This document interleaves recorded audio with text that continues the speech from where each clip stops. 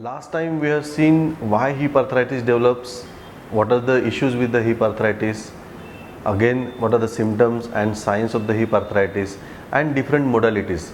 There are lots of questions and queries are there going on through the patient's mind or their families also. So we will try to solve these problems during this session.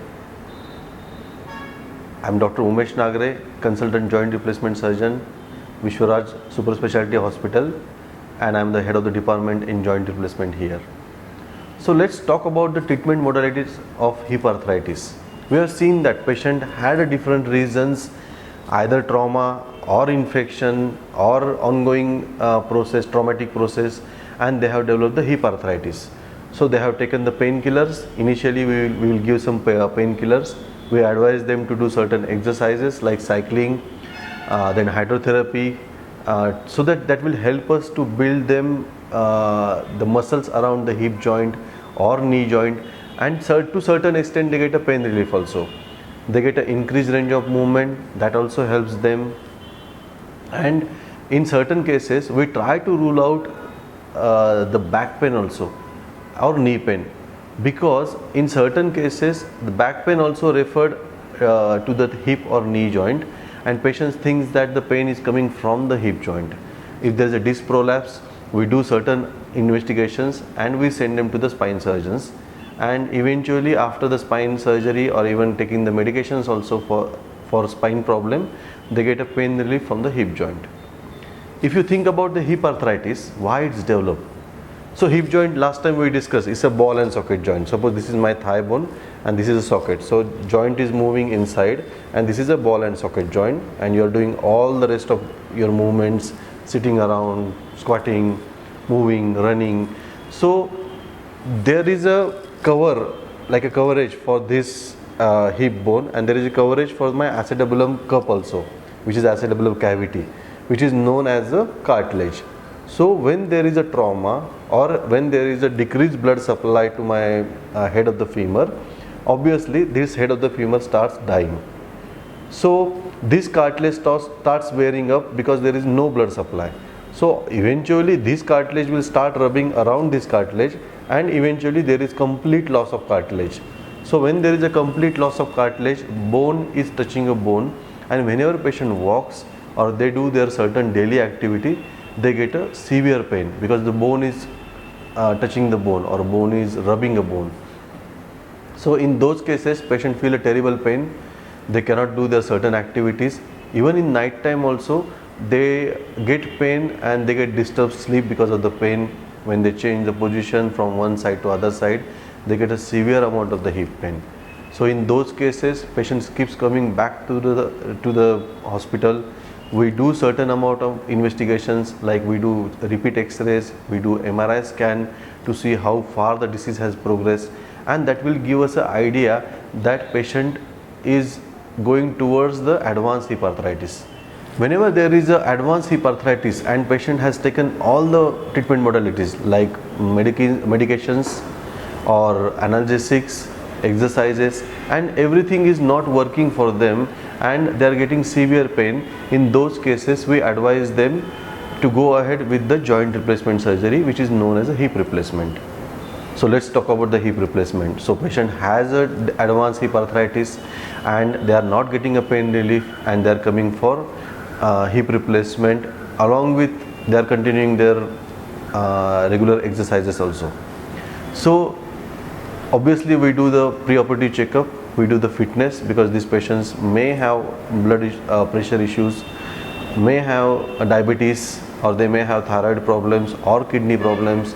In those cases we have to sort out this problem first and then give a date for the patient for surgery. In certain cases patient taking blood thinner tablet, we have to stop those blood thinner tablets 7 days prior to the surgery, and then we post patient for the surgery. So you will ask me, doctor, what is a hip replacement? There are n number of hip replacements are there. There are n numbers of implants are there in the market. But there are two types are there, like a cemented hip replacement and uncemented hip replacement. Cemented hip replacement means I will use a cement to fix the implant and to give a good ball and socket joint, and in case of the uncemented hip replacement, I will use uncemented cup with the uncemented femoral stem, so that's the total uncemented hip replacement. And in certain cases I do hybrid or reverse hybrid. Means certain times I use cemented stem with uncemented cup or cemented cup with uncemented stem. So which is known as a hybrid or reverse hybrid hip replacement. But those decisions will be taken during the surgery according to the patient's requirement and according to the patient's bony structure. Means if the bone is osteoporotic, obviously I am going to change my option to cemented hip replacement. So let's talk about the hip replacement surgery. So this is your artificial hip joint. So if you ask me the bones, this is your femur bone, which is known thigh bone, and this is your acetabulum. This is a ilium, and this is your acetabulum, which is a acetabular cup. So what happened? There is a wearing out, as I mentioned, that there is a wearing out about the hip joint from femoral head and acetabular cup. So because of that wearing, we lose cartilage. So obviously we make a neck cut here, so that I will able to prepare the femoral bone and I will able to prepare the acetabulum also. So this is a uncemented hip replacement. In this case, this acetabulum is replaced, and you can see this is the uncemented cup, okay, which is a stainless steel and shiny one, and this is a femoral stem. You can see it here. This is femoral stem is inside the femur, and this is a ball. So this is a ball and socket. So your ball and socket is preserved by doing the artificial hip replacement, and you will able to do the certain range of movements after the surgery. So after surgery, a patient will able to walk immediately after the surgery. On the day of surgery, in the evening, we allowed patient to walk at least 5 steps.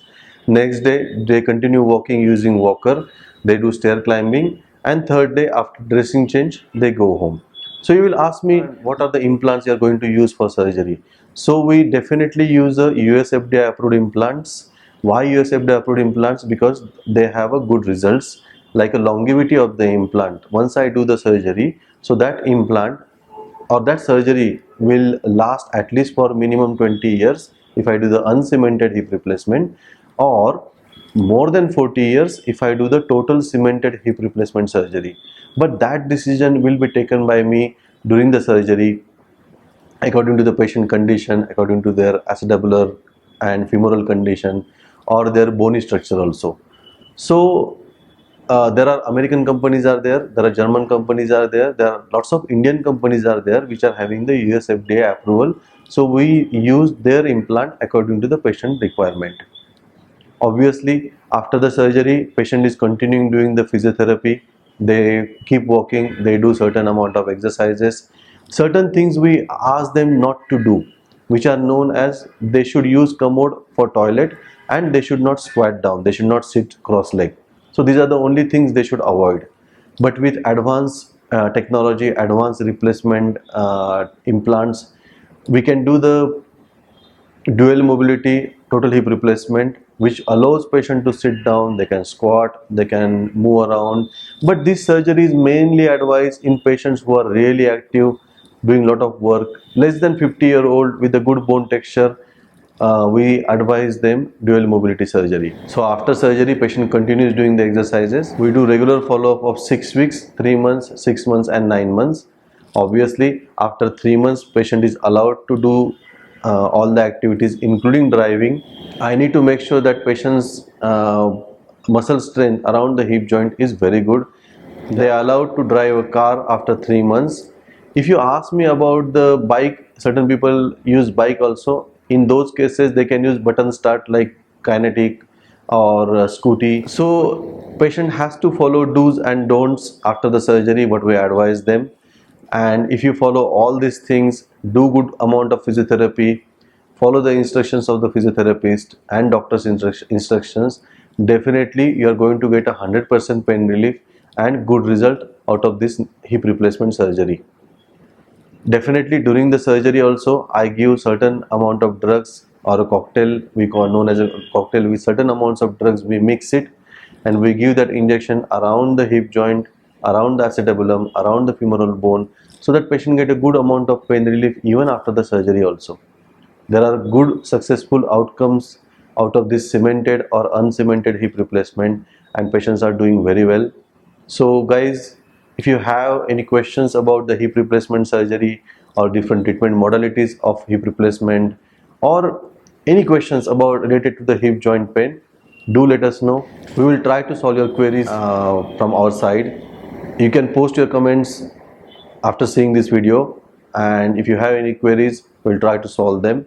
Thank you very much.